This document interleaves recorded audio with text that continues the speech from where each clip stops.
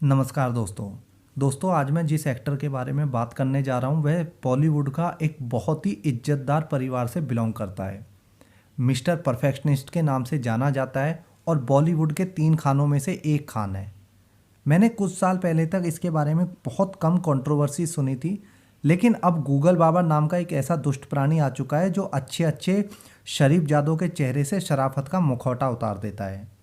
इसी गूगल बाबा की सहायता से मैंने कुछ जानकारी इकट्ठा की है जो आप लोगों के साथ में शेयर कर रहा हूँ।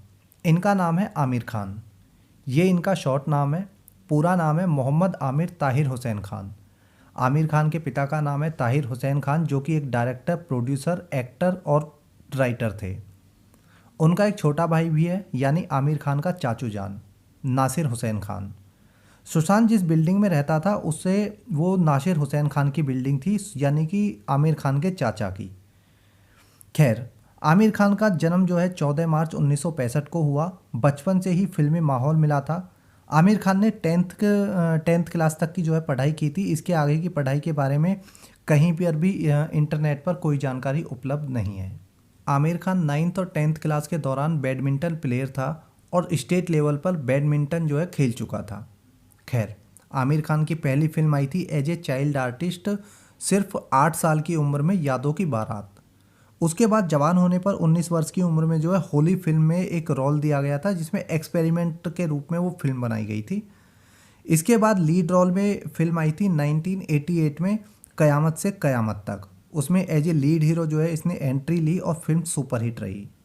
उसके बाद 1989 में राख और 1990 में दिल जैसी फिल्में जो है आई और हिट हो गई, और जिनके लिए इसे ढेरों अवार्ड भी मिले। आमिर खान के लिए कहा जाता है कि आमिर खान काम को इतना परफेक्ट तरीके से करता है कि साल में एक ही फिल्म करता है।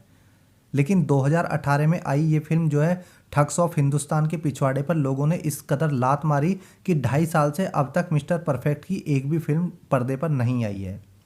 आमिर खान के बारे में ये जो कहा जाता है कि आमिर खान काम में डूब जाता है और काम को परफेक्ट तरीके से करता है, ये सब बकवास बातें हैं और पीआर टीम की उड़ाई गई अफवाहें हैं। 1995 में जो है आमिर खान हर साल, 1995 तक आमिर खान हर साल 4-4, 5-5 फिल्में करता था। लेकिन प्रॉब्लम ये थी कि उन 4-4, 5-5 फिल्मों में मुश्किल से इक्का दुक्का फिल्म चलती थी और बाकी सारी फ्लॉप होती थी। 1990 में 4 फिल्में आई, लेकिन सिर्फ एक फिल्म दिल हिट हुई। 1991 में 2 फिल्में आई और दोनों फ्लॉप।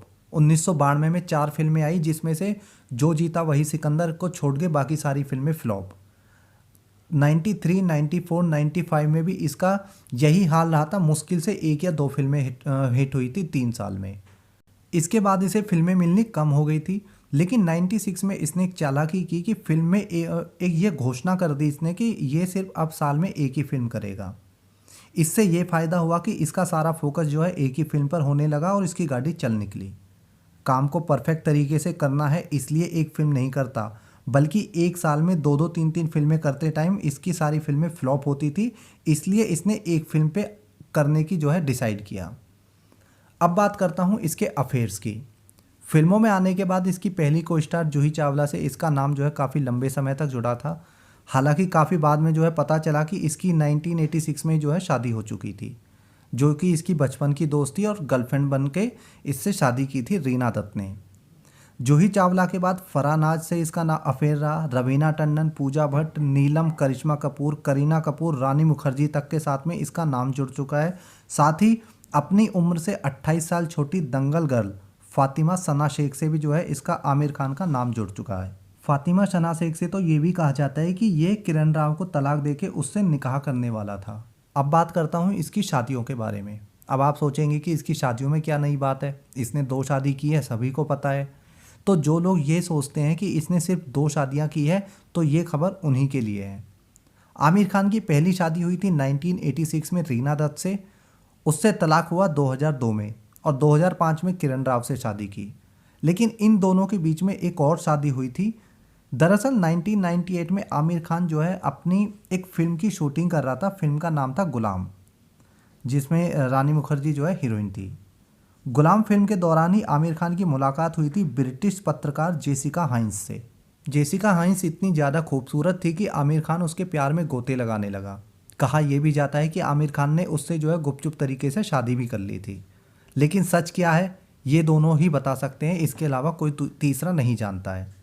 खैर, इसी रिश्ते को लेकर साल 2001 में स्टारडस्ट नाम की एक मैगजीन ने अपने कवर पेज पे एक खुलासा किया था कि आमिर खान 3 साल पहले यानी 1998 में जेसिका हाइंस नाम की एक ब्रिटिश जर्नलिस्ट के साथ में रिलेशनशिप में था। और अब यानी 2001 में जब ये फ़ोटो छपा था, उन दोनों का एक 2 साल का एक बेटा है। स्टारडस्ट मैगजीन जो है मुंबई की सबसे फेमस मैगजीन्स में से एक है और इसमें छपी हुई खबरें काफ़ी ऑथेंटिकेट मानी जाती हैं। इस खबर के छपने के बाद चारों तरफ इससे रिलेटेड खबरें मार्केट में चलने लगी थी।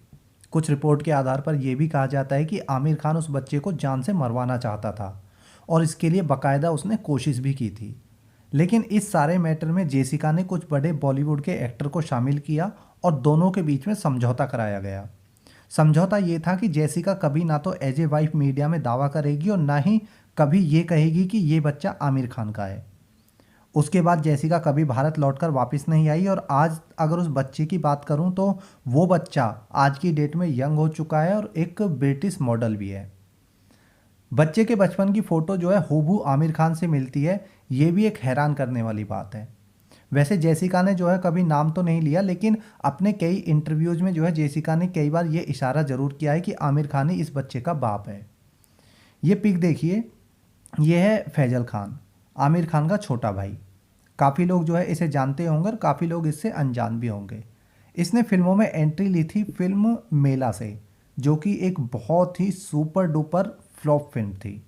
उसके बाद इसने और कई सारी फिल्में की जिनमें इसने काम किया था, लेकिन सारी फिल्में जो है दर्शकों ने नकार दी पूरी तरह और धीरे धीरे इसे क्या हुआ कि फिल्में मिलनी बंद हो गई। इसने 2010-11 में एक इंटरव्यू दिया था और उसमें इसने कहा था कि इसका भाई आमिर खान इसे पागल करना चाहता है और इसके लिए पिछले कुछ सालों से इसे जो है इसके घर में कैद करके रखा हुआ था, बल्कि पागल करने के लिए इसे दवाइयाँ दी जा रही थी।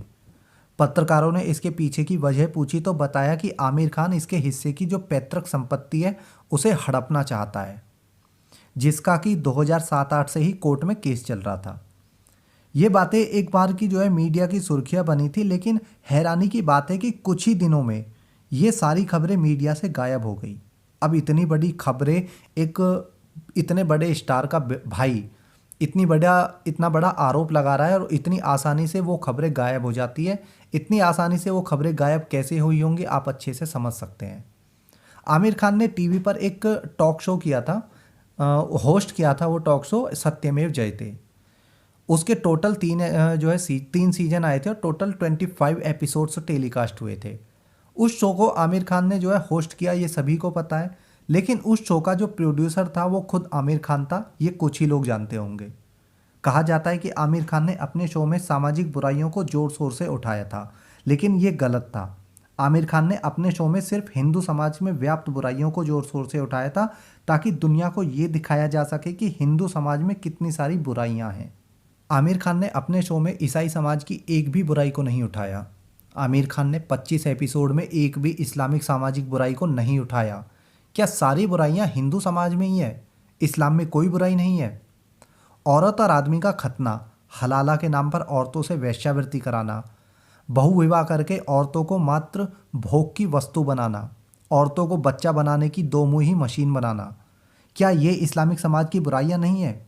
क्यों आमिर खान जो है इनमें से एक के खिलाफ भी बोलना जरूरी नहीं समझा?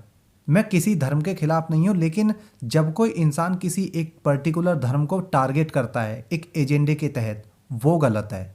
आमिर खान ने एक पर्टिकुलर धर्म को टारगेट किया और उसका कारण है इस शो की फंडिंग, जो कि पाकिस्तान से हो रही थी।